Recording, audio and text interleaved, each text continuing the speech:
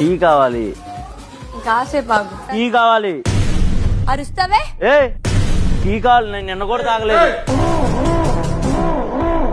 నాన్న అరుస్తున్నాడు నాన్న. కుక్కలు అరిపించింది నీ కూతురు నా మీద. ముందుగా మనం టీ తయారు చేసుకునే విధానాన్ని ఈరోజు తెలుసుకుందాం. ముందుగా ప్యాన్ లో ఒక గ్లాసుడు నీళ్లు పోసి, గ్లాస్ ఆఫ్ వాటర్. ఫారినర్ వచ్చింది.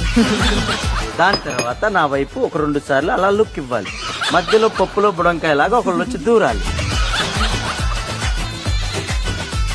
అలా గట్టిగా శ్వాస తీర్చుకోవాలి. కత్తి లాంటి అమ్మాయి అని అనుకోవటానికి కత్తి పట్టు.